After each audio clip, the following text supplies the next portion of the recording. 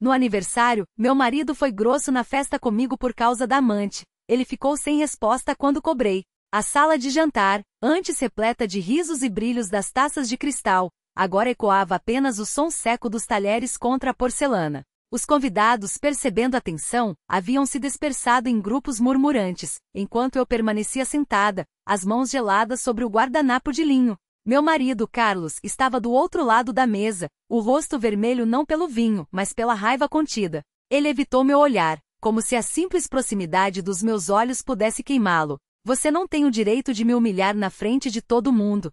Ele sibilou tão baixo que só eu ouvi, enquanto servia mais uma dose de uísque. O líquido âmbar tremeluziu no copo, refletindo as luzes do lustre como chamas dançantes.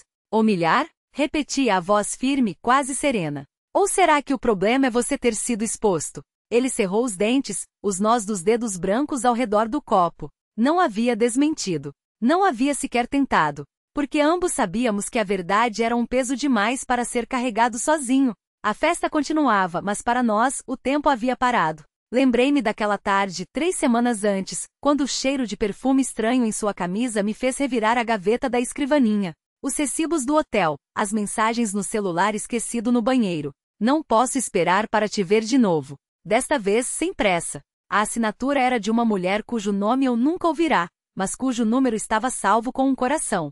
Naquele momento, na frente dos nossos amigos, dos colegas de trabalho que o admiravam, dos parentes que nos viam como o casal perfeito, eu havia apenas dito: Carlos, você esqueceu de me contar sobre a sua viagem a trabalho no fim de semana passado. Ou foi a São Paulo mesmo?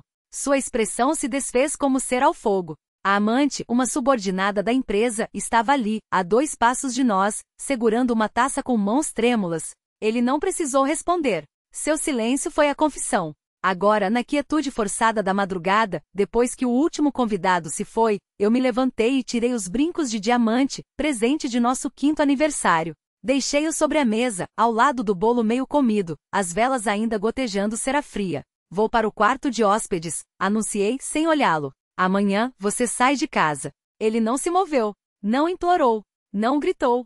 Apenas observou, como se estivesse calculando o custo de cada palavra, de cada gesto. Mas eu já havia feito as contas há muito tempo. O preço da traição era alto demais, e eu não estava disposta a pagar. Na manhã seguinte, acordei com o som da mala sendo arrastada pelo corredor. Quando desci, a casa estava vazia, exceto pelo cheiro de café queimado e pelo envelope branco sobre o balcão. Dentro, uma chave e um papel timbrado do cartório. Assine onde está marcado. Meu advogado entrará em contato. Nenhuma desculpa. Nenhum adeus.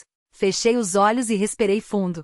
Pela primeira vez em meses, o ar não doía ao entrar. O envelope permaneceu sobre o balcão por horas, como se o peso daquela assinatura pudesse afundar a madeira. Quando finalmente o peguei, os dedos tremiam não por hesitação, mas por uma raiva fria que ainda queimava nas bordas. Assinei sem ler, porque já sabia o que dizia: a divisão dos bens, a partilha dos silêncios, a oficialização de um fim que havia começado muito antes daquele café queimado. O advogado ligou no dia seguinte, voz untuosa demais para uma transação tão seca. Tudo pode ser resolvido de forma amigável, disse, como se amigável fosse sinônimo de sem testemunhas. Concordei com os termos sem discutir. Não queria a casa, nem os móveis, nem as lembranças emolduradas que ele certamente já havia retirado das paredes. Só queria o divórcio, rápido e definitivo, como um corte cirúrgico. Naquela noite, enquanto arrumava as últimas caixas, encontrei uma fotografia esquecida no fundo da gaveta da mesa de cabeceira. Éramos jovens, sorrindo sob um sol tão forte que nossos rostos pareciam borrados.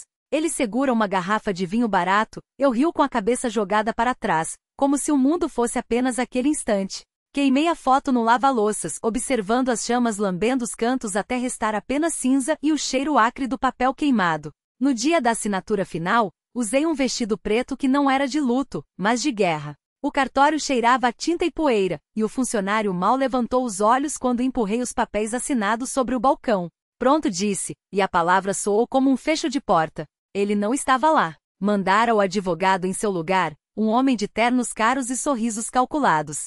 Ele preferiu não comparecer e explicou, como se fosse uma cortesia. Não respondi. Não havia mais nada a dizer. Saí do cartório e caminhei sem rumo, deixando que a cidade me engolisse. Parou de doer, mas não por alívio. Era como se o lugar onde ele morava dentro de mim tivesse sido cauterizado. Não havia mais espaço para saudade, só para uma indiferença tão densa que quase se confundia com paz.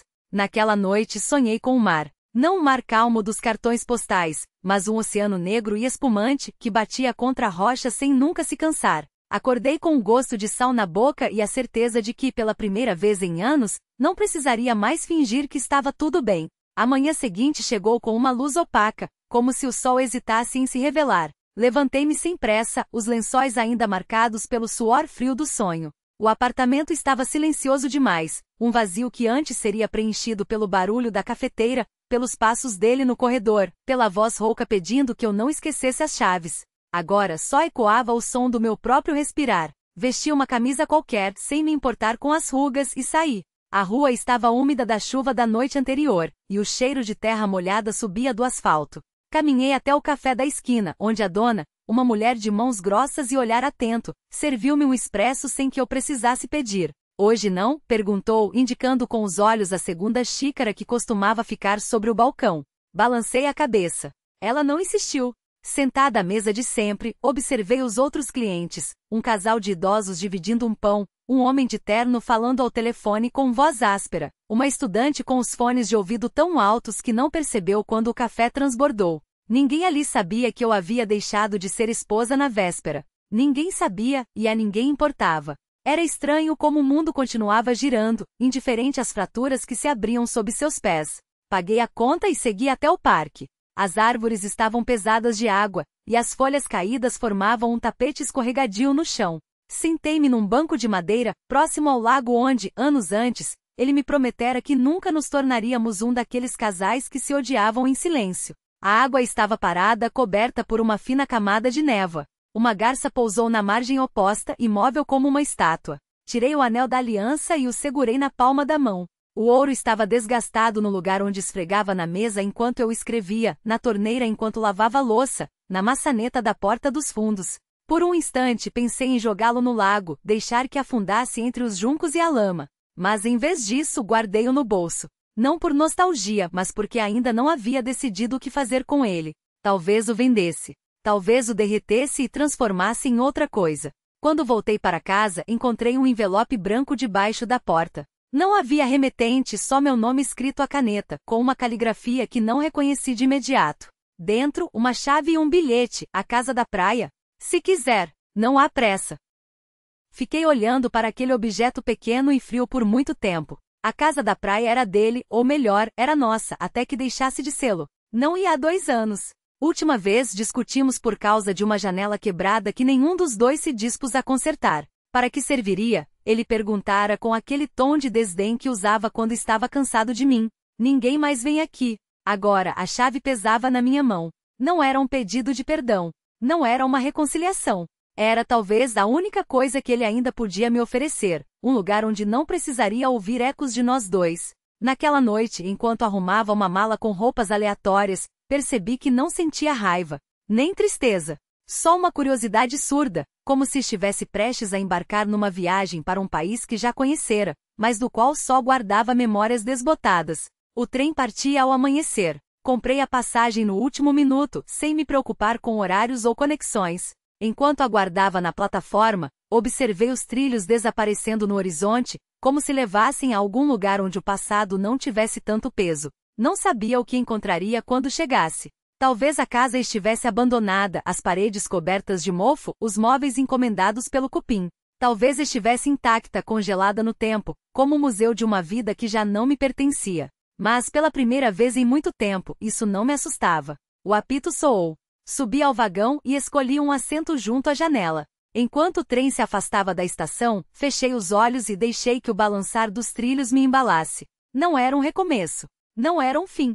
Era apenas o movimento, e por enquanto isso bastava. O trem cortava a paisagem em um ritmo lento, como se também hesitasse em chegar. Do lado de fora, os campos se estendiam em tons de verde desbotado, pontuados por árvores solitárias que pareciam guardar segredos antigos. A luz do entardecer filtrava pela janela, desenhando sombras móveis no assento vazio à minha frente. Não havia ninguém para dividir aquele compartimento, apenas o som monótono das rodas sobre os trilhos e o ocasional rangido das estruturas metálicas. Em algum momento adormeci.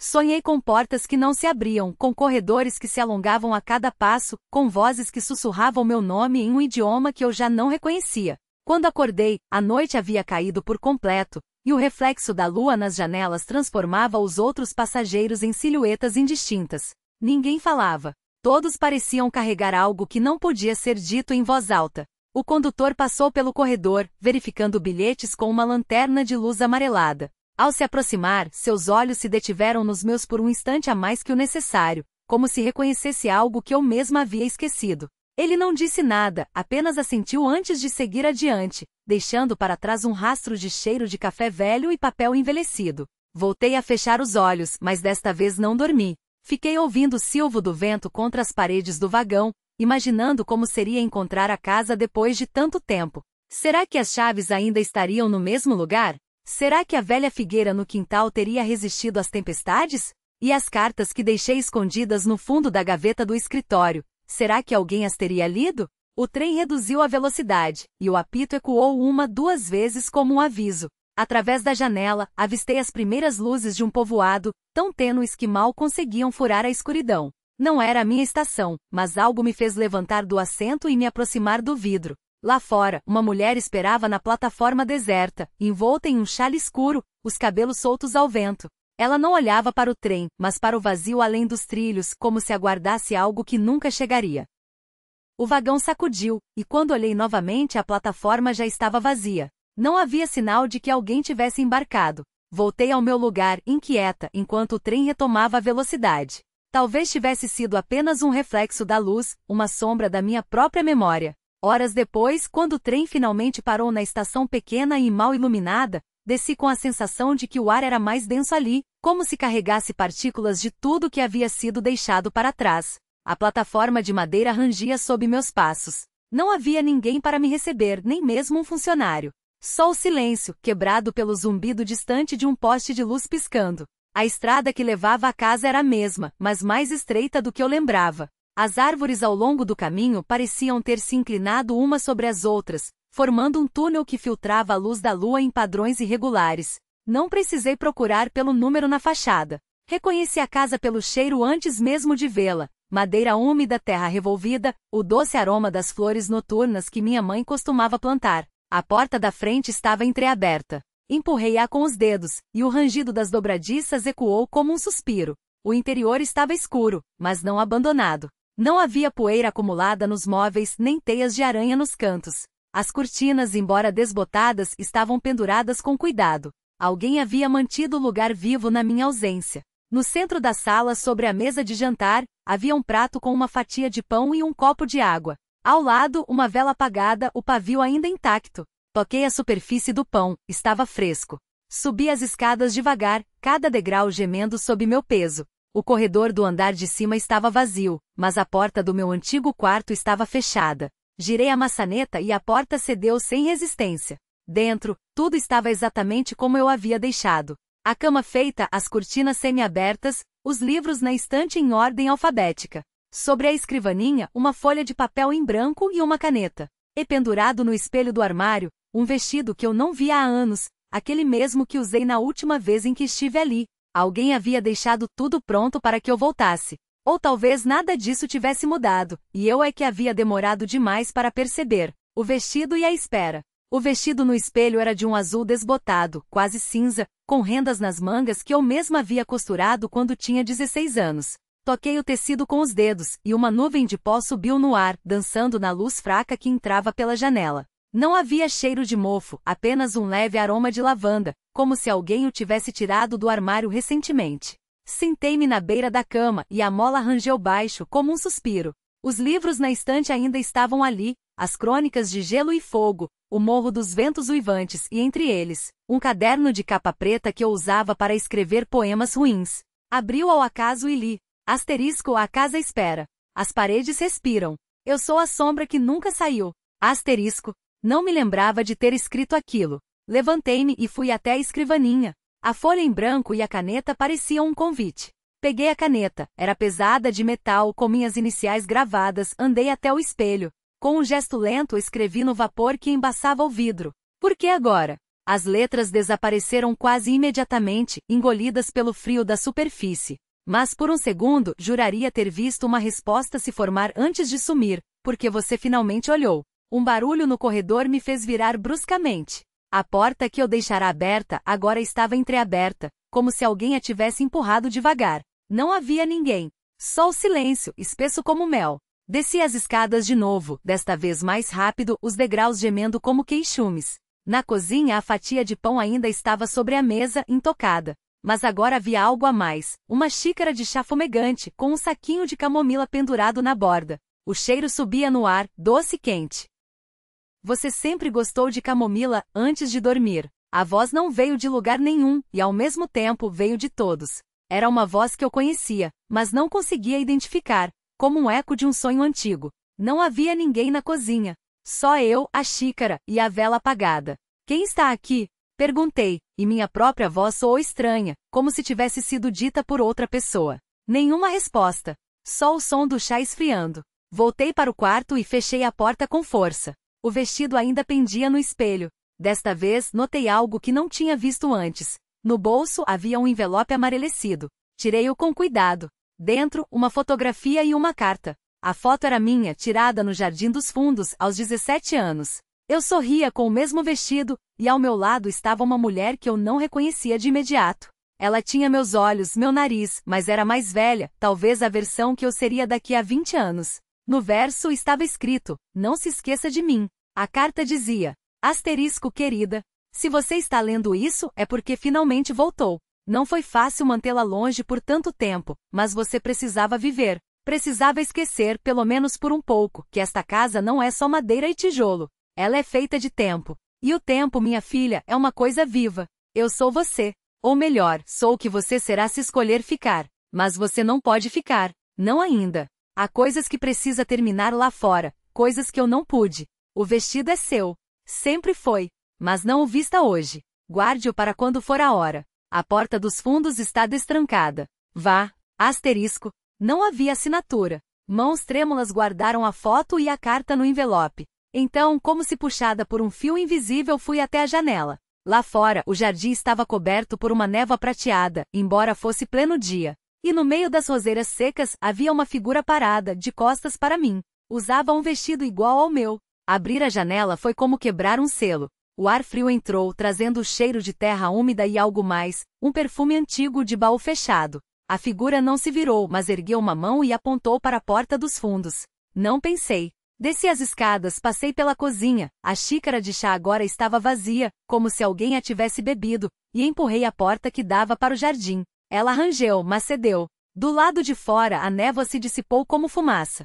Não havia ninguém.